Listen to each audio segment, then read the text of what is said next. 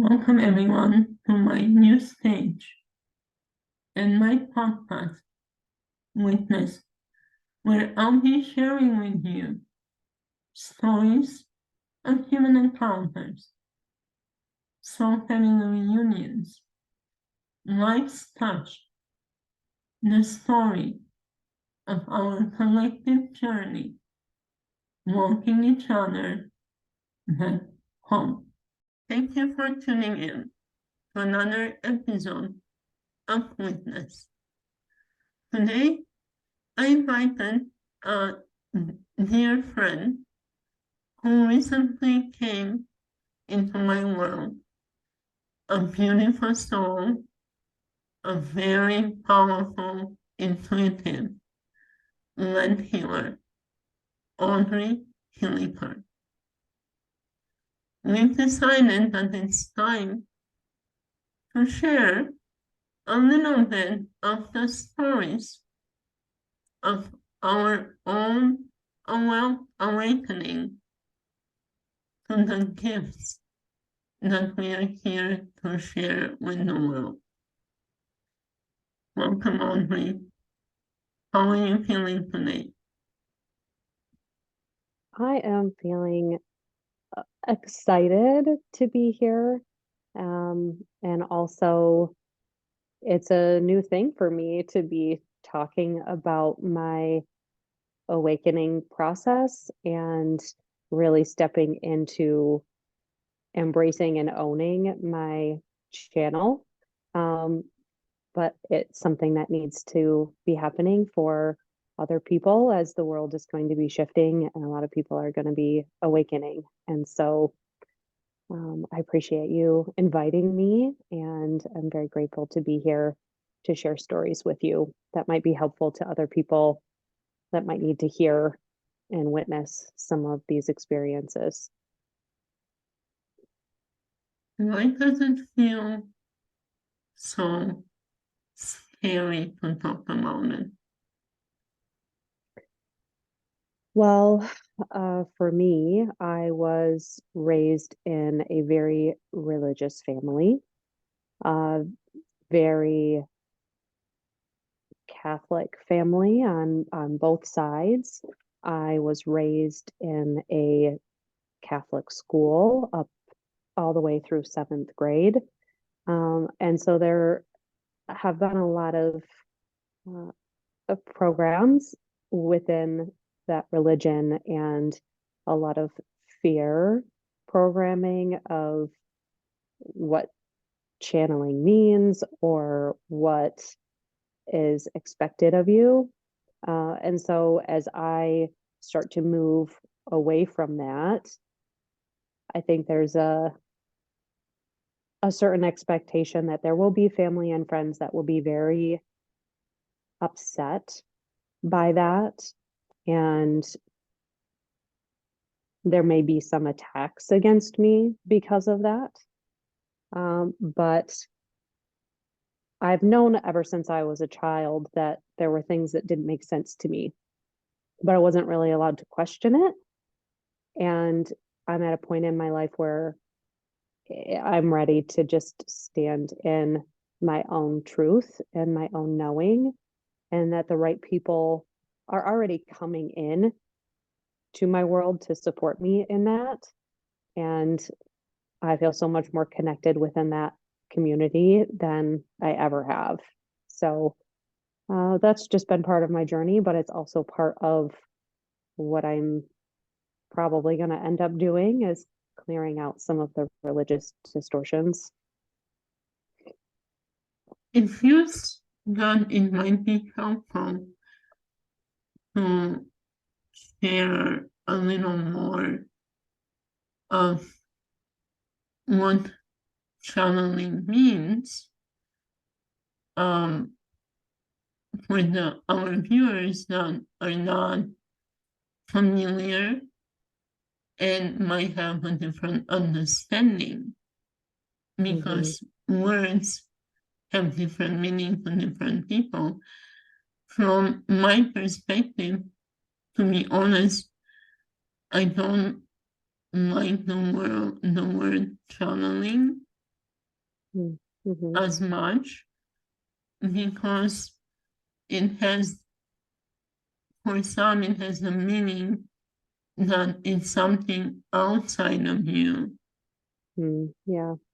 another entity or something else, where the way I see it, the way I feel it, what we do, it's a connection with higher aspect of us, Yeah. with our highest essence.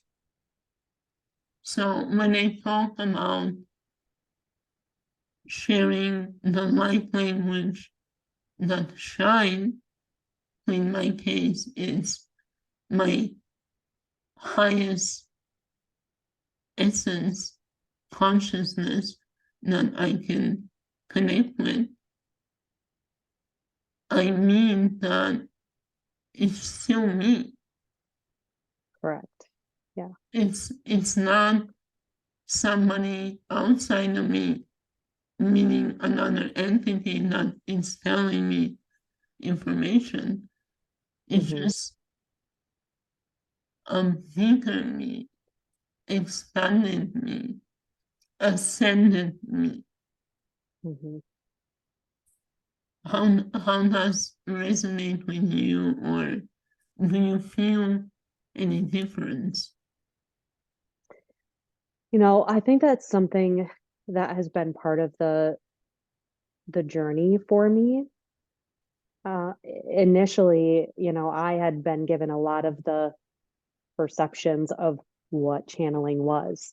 And it was a lot of that belief that you are talking to other entities or spirits, and you have no way of knowing if they are who they are or what their intentions are, anything like that. And when I first started with my awakening journey, I was trying to connect in more with like my spirit guides and my guide teams.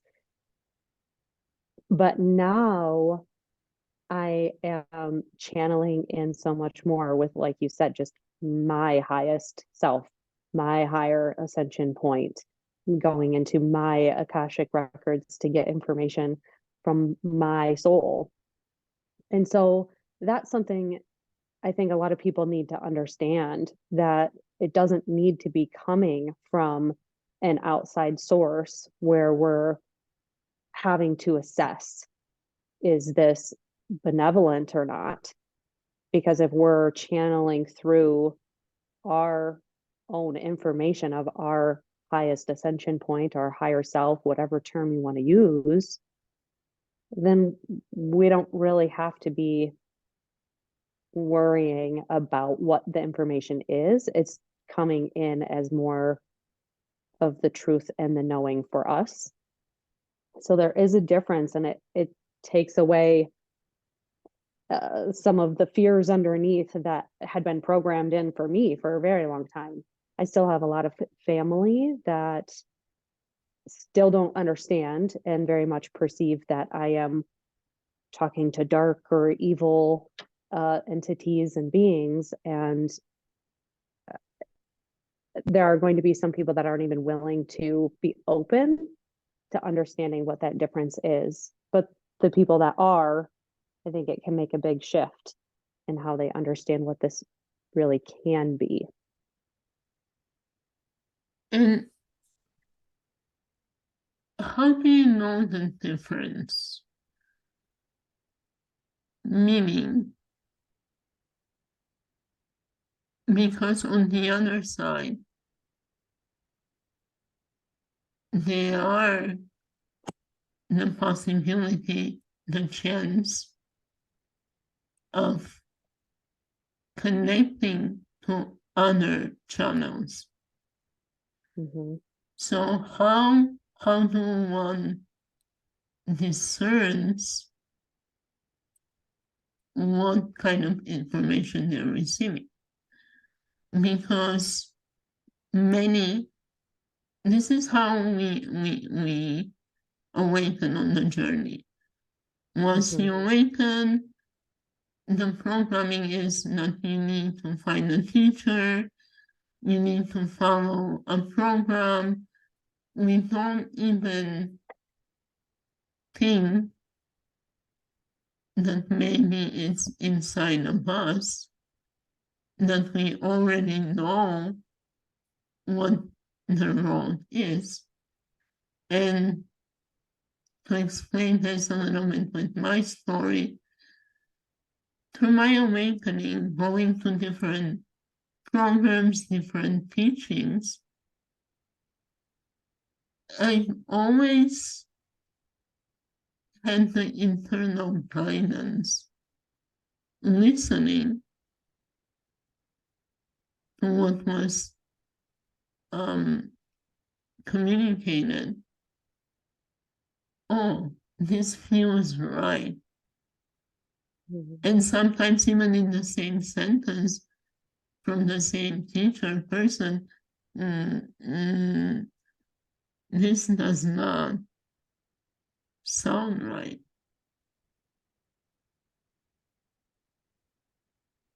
How do, in your opinion and your experience, one can discern what is good for us to receive as information and what is sometimes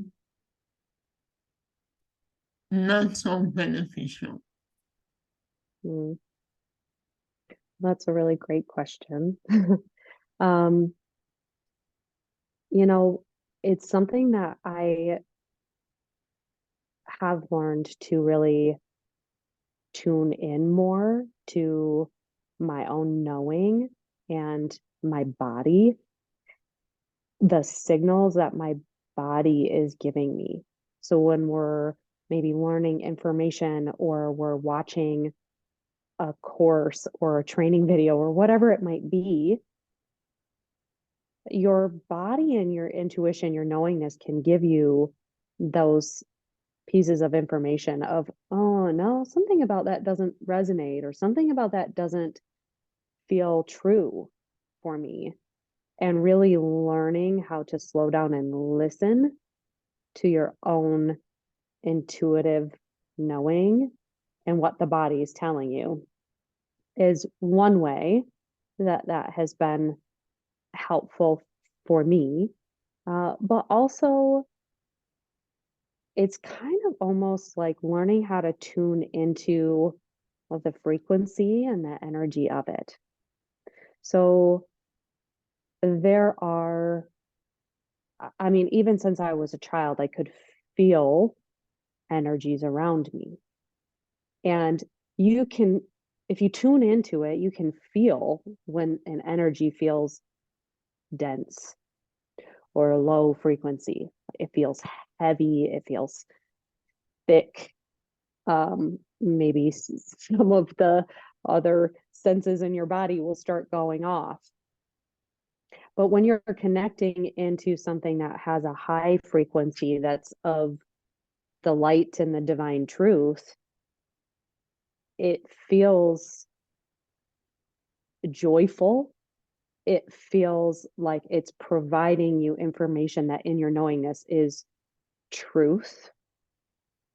So when you're, let's say that maybe I did want to try and channel in with another being, assessing it. So firstly, I always set the intention, like my sacred space around me. This is who I'm channeling in. Truth, show me who you really are. And then within that, still reading the energy. And if it feels like it is still have a dense or a heaviness to it, or it is looping and it's not really giving you any real actual information, or it feels kind of almost, our mentor has kind of talked about, it might feel more almost like mechanical in some way, like it doesn't feel like a benevolent being. So reading into the frequency of the energy as well. But I always set my intentions, and I always am doing that check before I'm just assuming that whatever's coming in is what I believe it is. And I think a lot we started us why you were scared originally to share, and you shared a little bit of how, in a way, some of the people around you are scared to perceive you in this new way of being, of showing, of shining. I think it's important to mention with exactly what you just said, to acknowledge that there is a lot of unconscious fear within those not knowing. Because yes, you can assess, but a lot of the people around us are not attuned to their bodies. They don't know what feels like an authentic yes, what feels like authentic no. So it's very natural for the body, even when it's our closest humans, for the body to go in self-preservation mode. Is this safe for me? So I think, and in my experience, I found out that again, you can judge, you have to see it with a compassion from that perspective. And rather than trying to convince someone of who you are, in a way, just show them how they can feel safe within their body. And from there, then maybe you will feel a little safer within the space of everything around them. Because Yeah, absolutely. we're here to be the way showers. We're here to be the light leaders. We're here to shine, even when it's a little scary to shine, even when we're afraid that we're going to be prosecuted for our shine. And it's important to talk about that this fear of prosecution is something so deeply anchored in our collective cellular memory, not only for us as the healers, the light leaders, but also for our families. Yeah. It doesn't matter if you are a woman, it doesn't matter if you are a man. It's in everybody's, because it's not far apart in our history here in the States when women were prosecuted for just being a little more light, the witch hunts and everything. Yeah. But something important to remember is that it wasn't just the women that lost their lives that are carrying the remembrance. It's the families. Oh, isn't my closest relative or my mom, my sister, my wife. Mm-hmm. Those are relationships that were affected and that would upgrade. Like if you look at every singular person, Akashic records, it's the one thing that comes every single time. It's Mm-hmm. the which one. Yes. No matter if you were prosecuted, trial, killed as a witch, or you had a family member. So it's something that usually when I work with my clients, it's almost something that automatically we start with. Mm-hmm. Let's get it out of the system so we can all allow each other to shine now without the burden of that cellular remembrance. Does that make sense? Absolutely. Yeah. Um, I think it's an important piece to remember that it's there on multiple levels and maybe multiple lifetimes. And not even just for those that might have been persecuted or lost a family member or a friend, but maybe even the people that were doing the persecuting, right? So after we're done with our lifetime, we do a review of everything that we've done, right? And so those are things that I, you know, we've done things to hurt other people, and that can be held in our records too. And so there can be this fear on multiple levels for people of how they might maybe be persecuted, but also how they might persecute somebody that they love. And so it is something that is very much needing to be cleared out for the collective as a whole. And, you know, going into my own record and clearing out those witch wounds is has been an important piece for me. But there are things that have even been present even in this lifetime on a much lower scale of the persecution of it.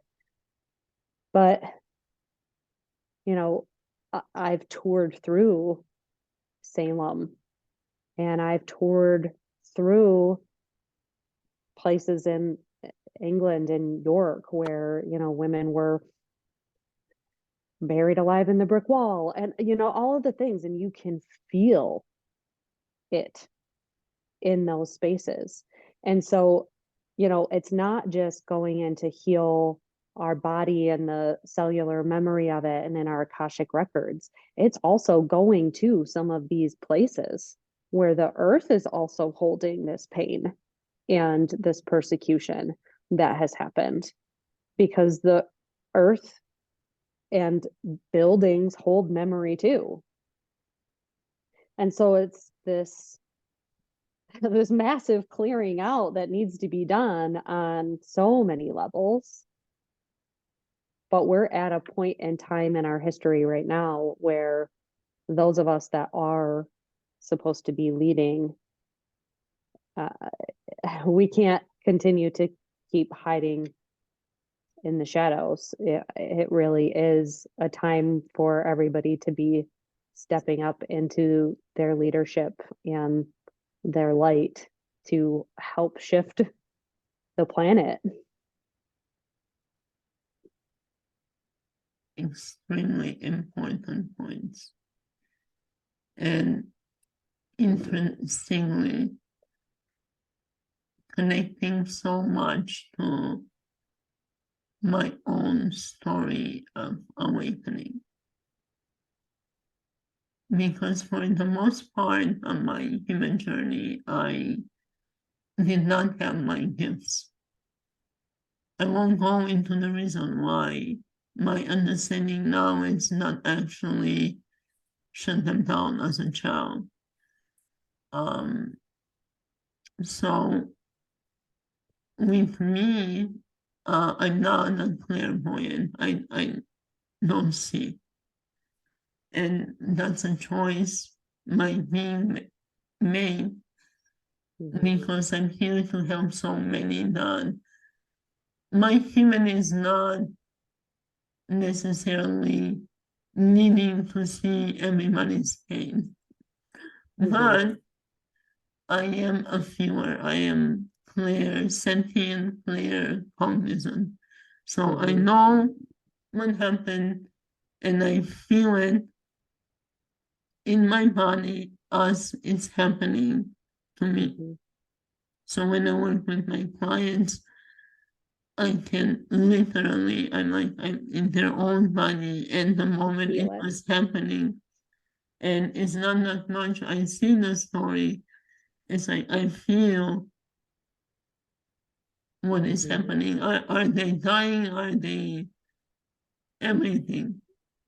Sometimes it's not fun, but my being chose that it's easier for me to feel it and let it go because I know how to let it go rather than see it with my eyes because if I see it, I cannot unsee it. But with that being said, I always know that I'm here to share a high frequency. And I always knew that, and people around me always shared, oh, when I'm around you, I just feel uplifted. Like your company is such a gift. And it was about 2 years ago when I found myself, it was actually right after my divorce. I found myself in the community of more spiritual people. It was one of the biggest healing festival here in America. It was called Interfusion, and through it, I connected with a lot of healers, sound healing, Reiki, crystals, which was like your relatives at that point, even though I had the knowing, I was still like, oh my God, what is this? Where am I? Where did I find myself into? Because I won the ticket for the festival. So it wasn't entirely my choice. Yeah. But I was guided there because it was time for me to remember. So long story short, that's how I connected with my first teacher. Like everybody else, I started with Reiki. And the moment I walked into her space, she was, you know you are a healer yourself, right? I'm like, yeah, whatever, if you say so. I mean, my human was, yeah, I know, but again, the which one, like trying to hide and not literally being afraid to allow myself to be because of the so many times that I killed because of my gifts. Yeah.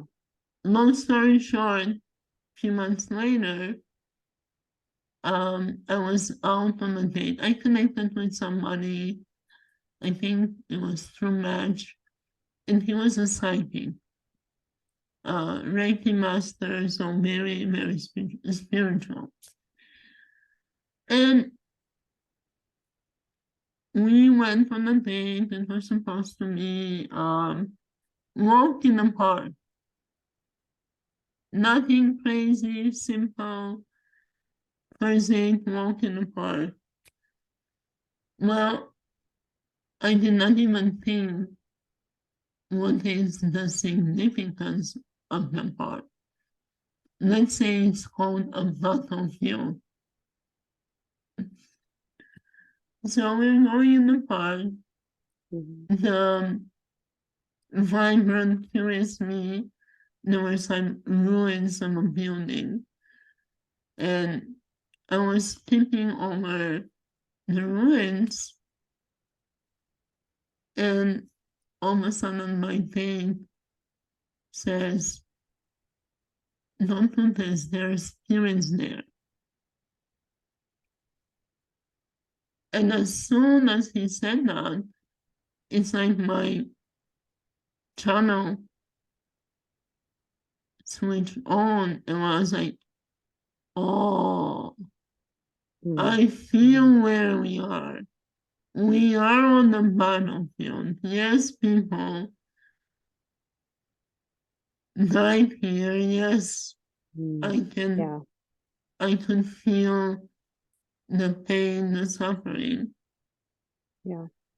And as we were proceeding, because there were different areas, and we were sharing a conversation, remembering stuff from the Akashic records and so on. And like we knew that we shared a lot of lives together. And through one of the lives, we were happily married. And that was like a good remembrance. But then all of a sudden, my brain was like, oh my God, I remember the last time we were together, I killed it. And like he was all of a sudden, like his whole being was full of like shame and guilt and sadness. And it was you were in the wrong time, wrong place in the wrong time. You were a medicine woman, but you are in a place where like there were other women that were doing other stuff, and I could not protect you. So long story short, I was commanded. Yeah. So within that moment, we both realized that he was on a redemption mission, sort of say. And it was for me to decide, because this is all that it is. In that moment, I have a choice. Oh my God, you kill me, stay away from me. I don't want to, like, you are my, yeah. It was like, okay, it's okay. It happened, and it's behind us. And I can clearly see that your whole being is ready to release it. So I am releasing it with you. I'm allowing this to be released for myself, for you, for our lineages, for our land, for our collective. And I kid you not,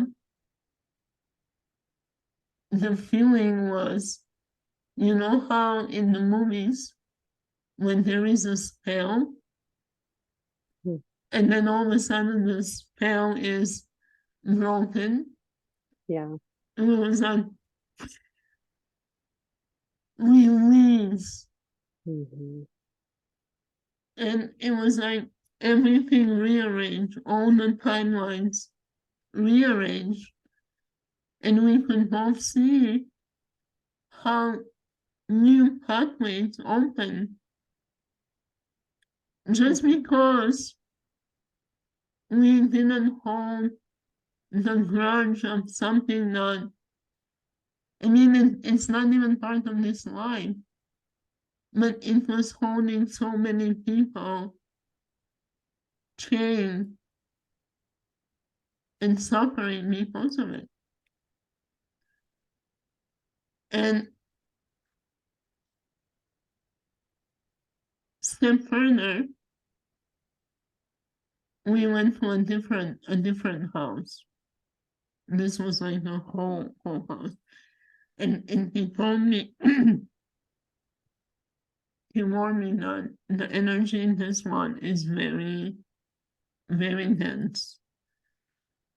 You have the choice to stay further, but I need to approach. And the brave me decided to follow him. But as I was following him, and this is a thing again for what we were talking in the beginning about feeling in the body. As I was following him, I could feel in my body how it was like a magnet pushing me away, Mm-hmm. repelling me, but I was going despite of the feeling. And then in that moment, like it hit me full force. I started experiencing, feeling the pain, the horror, the suffering, the desperation of everybody in that house. It was so much going on through my body because Mm-hmm. even then I was natural transmitter that I started shaking. I literally I was grasping for air and I had to go away from the space. Mm-hmm. And I ran backwards and I kind of lowered myself. I started to compose myself, crying for good 10-15 minutes. And as he saw me, he came back forward and around. I was like, why he's going away from me? Like I'm literally in distress. So later on, I realized that my guides, and I did have assigned a new guide at the time. They told him, like, stay away, give her space. She's okay. This is part of her remembrance. She's safe. And the funny thing is through the horror of my body experiencing it, I knew that I was safe, I was protected, and I was right where I needed to be.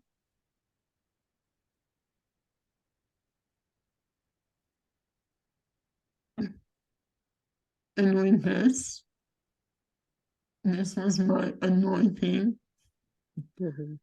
this was my remembering, this was my invitation to remember who I am, how powerful I am, how much I can help the collective, and that it's time to stop being afraid, to stop hiding, and to start shining. And he shared afterwards that because of the compassion and the power that I showed some of the souls in that house, decided to move to the next stage, Crossover. crossover. And he showed me how to build the door and everything and safe passage for them to cross. The next day, I called my friend and I was like, okay, I trust you now. Teach me, show me. And that's how it started 2 years ago. They a walk in the park that was anything but a walk in the park. Yeah. You know, these moments where we think we're going to be doing something very simple in the day can be the moments where we're divinely guided for a reason. Do you feel comfortable sharing a bit about your own story? Now within the space of my story. Yes. So thank you for sharing. So as I think about my story, it feels like it has a lot of layers to it. As a child, I remember always having that claircognizance, clairsentience, and it was in the house that we lived in. There were energies that I could feel around me or that had like an interest in me. And I didn't really know how to handle that. There were things that I would see. And of course, like many people will have the experience of it was, oh no, you didn't see that, or no, that didn't really happen. You're just imagining things. There's nothing to be afraid of, right? All of the things. And so a lot of those things ended up getting shut down for me. But I remember as a child, I was always outside and I was always connecting in nature. And I I was always pretending that I was Pocahontas. Um, my my grandmother was supposedly Potawatomi, but all of the information has been lost or hidden. So we don't have the full record of it. But I always very much identified with that and with her, even though she passed before I was even born. So, you know, after a lot of the years of everything kind of being pushed down or discounted as untrue, I shut down a lot of those things. And there was a lot of hardship that came into life for many, many years after that, where I just continued to go through the motions of life. But I had always gotten messages from people that they felt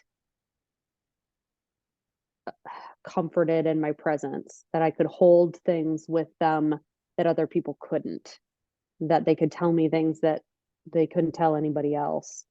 And so I ended up going down the path of becoming a therapist, which was a safe way for me to help heal people. and that I wouldn't have to worry about being persecuted. And I didn't realize that all of this was happening, but it was, right? And so then I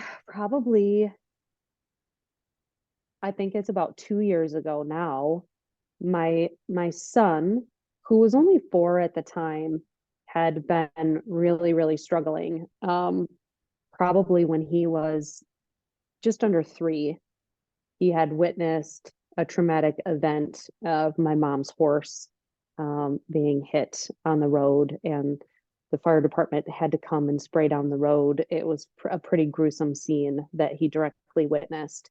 And more than a year later, he was still acting it out and playing dead a lot. And so I knew that this was kind of an imprinted trauma for him. So I ended up getting him set up with a therapist who did play therapy and EMDR. And then after a few months of her working with him, she kind of just started to show a little bit more of herself to me and asked me if I was okay with her doing Reiki with him. And then that went a little bit further and a little bit further. And then she started talking to me about his spirit guides. And then my spirit guides would start coming into the sessions. And at that point, I was like, I have no idea what is happening. What's a spirit guide? What does any of this mean? And so I started researching into it. I started looking into it, and it was a complete shift from anything I had ever heard of before. But something about it felt true.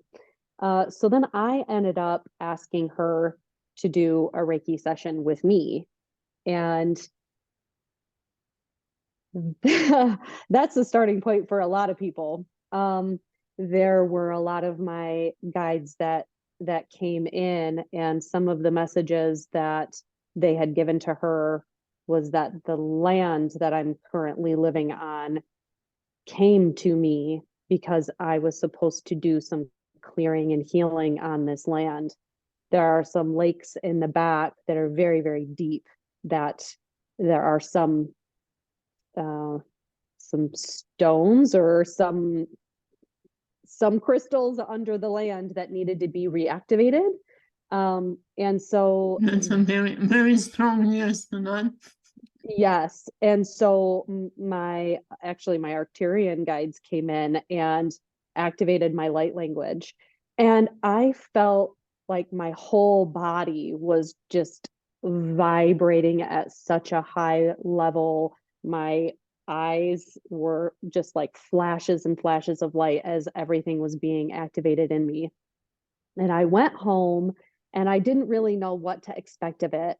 And I'm standing in my kitchen, and all of a sudden, this light language starts coming out. And it was literally, I could feel that I was pulling down the light from source and throwing bombs out into my woods of the golden light.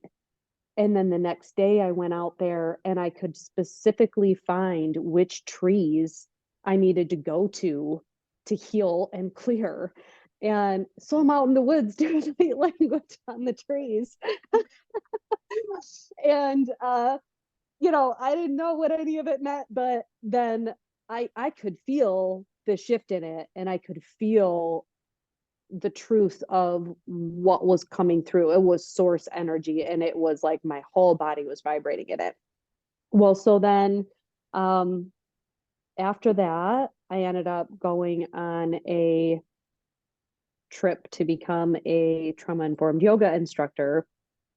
And on that trip, had even more healing and awakening back to my true self and a lot of my childhood nature that had been lost. And I started writing poems again. I started doing artwork again. I started connecting with the nature very deeply again, things that had been lost for so long. And then I started going through trying to find mentors. And I was with a mentor for the several months that did a lot of clearing and activation for my soul, but also for the collective. And then I came to a certain point where I just kind of knew that I was ready for my next mentor. And that's how we kind of came into each other's worlds. And it has been, since that time, so much expansion that has come in where I've really learned how to trust in my own channel and my own intuition. But there were some things that still needed to be restored. So she restored my cosmic eye, which was a really interesting experience for me as I'm trying to get closer to my highest ascension point. The information that came through was that I am like the bridge, guardian of the light, both between source and the earth, like both ways, guarding the light. And that is why I will have a very strong protectiveness over it and a very strong knowingness of distortions and a very low tolerance for the distortions. And so I will become part of the cleanup crew of the earth to restore and clear out a lot of these. But because my highest ascension is so far out, I had to come here as a very earthy, grounded person. And that energy was coming through as the white buffalo woman. And I found out that I'm a steward of the white buffalo. And it was interesting for me because, like I said, ever since I was a child, I very much resonated with being outdoors, but also with, this tie into my grandma, who I never even met. And there have been several different healing sessions that I've had. And she always comes into them. And she's always saying, oh, this one, there's something about her. And I didn't really get what that meant. And then when this information came through, it just connected everything. And it was like a light bulb for me of, oh, okay, that's why I had this great resonance as a child. That's why my grandma comes into these sessions. And I've had a cousin that's been an intuitive, a healer, psychic, whatever you want to call it, she's been out for probably at least 15 years. And I had one of my first sessions with her too after my awakening. And her spirit was so excited. She was ready for me to awaken. And it's like, oh, okay, there's all of these, and my grandma was too. There's all of these women in my family that hold this lineage of being gifted healers and intuitives. And so it feels like a really special process to be kind of like initiated back into that. It's been life-changing. There have been things that I haven't known exactly what that was going to look like in my marriage. But my husband has been very, very supportive. And I can even see now that the ways in which he was supposed to come into my life, as he's a very strong masculine divine protector, and that I required that in order to feel safe to be stepping into my missions.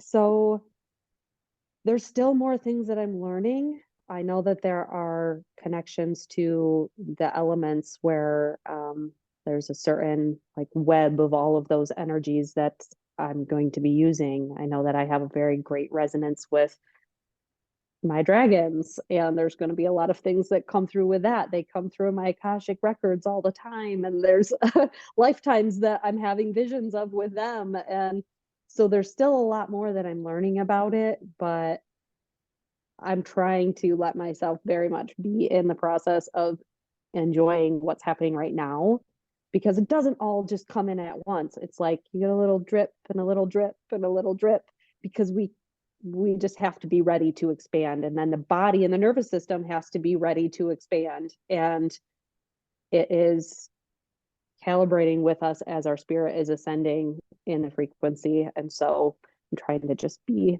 enjoying the journey. But that's kind of like a quick summary of the story. There's so much more interwoven and so many more synchronicities and all of the stuff. But that's it in a nutshell. And how does it feel to express it without the fear of how you're going to be perceived?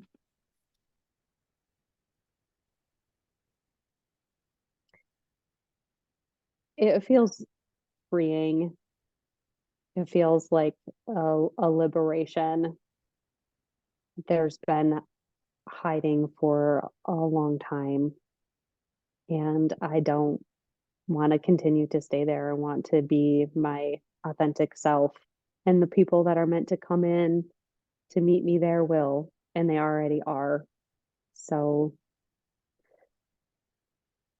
I appreciate all of the support that's come into my life with it, and you included with that. So thank you for providing a space for me to share that story in a safe way. And I will just trust in the divine perfection that whoever needs to hear it will receive it. Welcome back. You're safe. You're here to do a lot to support many people. And you're safe and supported. And with time, everyone will see you and appreciate you. And if they cannot see you and appreciate you, they're lost in human saying, because you bring so much light, so much love, so much healing to everyone around you, to the land, to the beings, to the humans, that you are a gift. And thank you. It's time for you, for me, for everybody listening. This is not just our stories. Deep down, this is your stories. You're safe here. You can be you. You can shine. It's okay to shine, because you're here for something bigger than you. And the people that need to receive you need to see that shine. Thank you, dear one. I know that we can share more. I feel that we will share more, maybe in another episode. Is there anything else that you'd like to say as a message to feel complete in this conversation.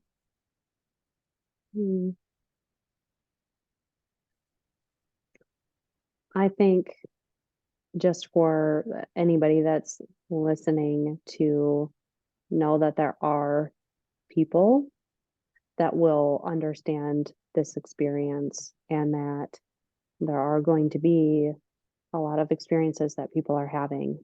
And so to know that you're not alone in it and that you will be able to find the people that can support you if you are having your own awakening journey. And so, yeah, I'll just leave it with that. And I really appreciate you um, allowing me to share on the episode with you. And I am grateful for who you are and the gifts that you're here to bring as well. Thank you. Thank you, everybody, for listening. If the story touched you, hit the like button, subscribe, so you can receive more of the immense wisdom and light that we'll be sharing here on the channel. You can connect with both of us. I will make sure that our information is included in the description. Until the next time, thank you and have a good night.